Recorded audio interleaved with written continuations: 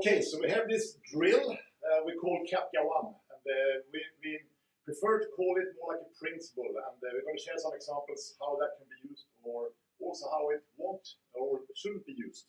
But we're just going to go really quickly here. So we're not here to demonstrate Kapka 1, but the basic drill is high, high, low, low. So it's just like this: high, high, low, and low. And then we can do lots of variations. We can add footwork, so we do like a triangle step and get out of a line. High, high, low, and low. And we're showing this really sloppy now because I've just been demonstrating the principle. We can go with right leg and do high, high, low, low as well.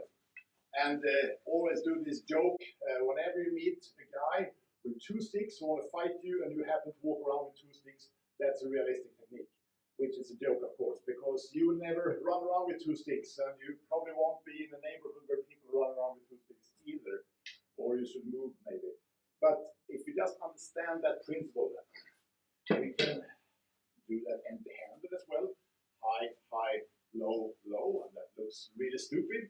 But if you start to go with the fists, that would be a hook and a cross, and that's a high, high, and that could be a hook to the body, and that could be a punch to the stomach as well. And now we go high, high, low, low.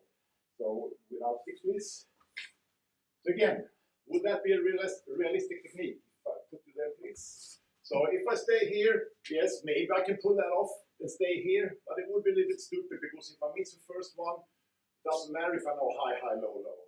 So I need to move off the line. So in this case, the step is more important than the action in the hands. So if I can just position myself, now I'm doing a realistic technique. Still Kapka 1, but I just did the step or the positioning. And then I can add high, high. And now that could be a realistic technique. If I have the timing and if I have the experience to see when he's moving and be ready for it. And then we can start to go high, high, low, low. And that could be a realistic technique. But it's not the technique itself, it's my understanding and my experience who defines if I can do it or not. It's not about the Kali is realistic or if Kapka 1 is a realistic drill. It's application and understanding of the situation. So yes, high, high, low, low. It's nice. We can also practice the opposite. We can do low, low, high, high. And we just do that really quick, please. 2 sticks. Going fast here. So, looks stupid again. But we can go low, low, high, and high. And we can, of course, add footwork because the positioning is as important as the technique itself. So we can go low, low, high, high. Low, low, high, high. And then you can spend hours and hours on that and feeling that you don't really do anything, you don't really learn anything. But if you drill that enough so you don't have to think about it, now we have experience and the timing to act with it. So if you just take like a kick to the stomach there, again, it's not realistic me moving the kick with my arm because the leg is normally stronger than the arm and depends on the differences in size or if I'm strong enough. So the most realistic would be not to be there. And of course we can assist with the low, low, high, and high. And now we can say, yeah, that could be a realistic technique if I'm good enough at doing that and if I have the timing. And just do that from that side. So low, low could be the deflection, hit to the groin, and then I can go with a high, high. But again, it's your experience and your understanding and have done enough repetitions to make that valid. And now that could be realistic in that defined situation. And as soon as you change something, you need to change your response as well. So you can't say this technique going to work against everything. When you change the variables, you also have to change your response to it. And by doing so many repetitions in so many variations, you don't even have to think about it longer. Now it starts to be realistic.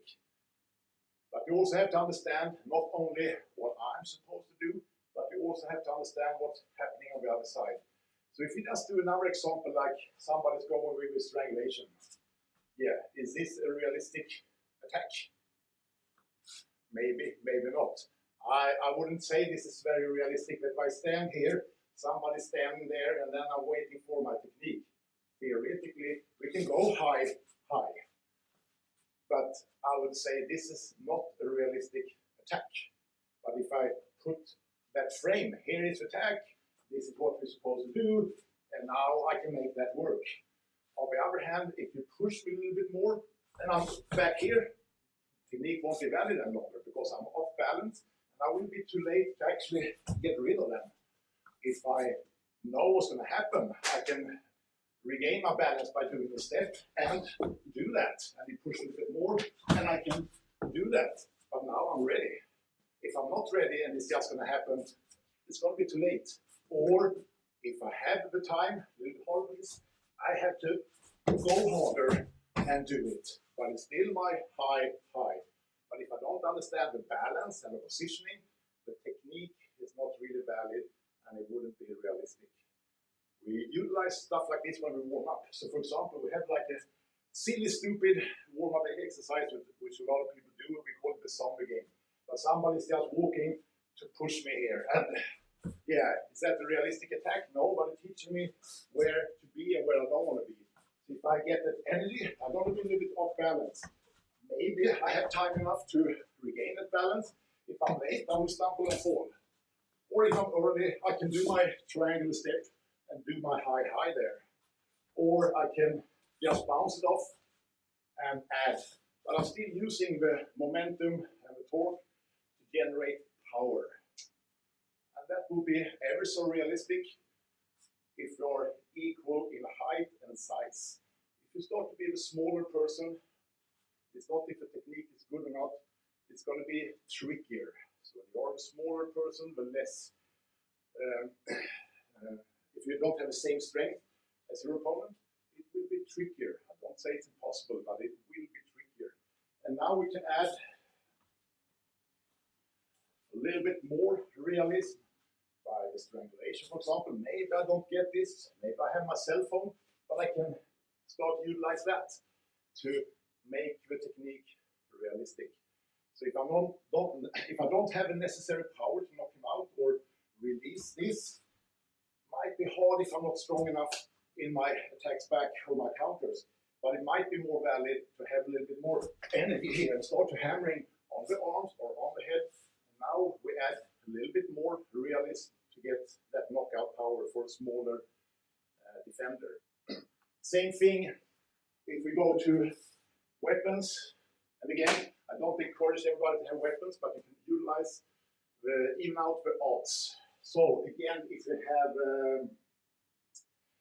have a low, high, we demonstrated. So against this kick again, if I'm a small person, maybe this is not enough. Maybe if I give him my best punch ever, but if I'm 10 or 20 kilos lighter, might not be good enough. Even if it's straight to the nose, straight to the face, might not be good enough. So if you add an object like an umbrella, still will not be knockout power. So it might look good to do that. Of course, that will distract him. That would be a low high, or it could be a low. Maybe will be a little bit annoying in the knee. Will it stop him from keep on going? Most likely not, because I don't utilize the object in the right way. Because this is not knockout power, but it has reach, and it got an interesting point here. Metal should be even better though.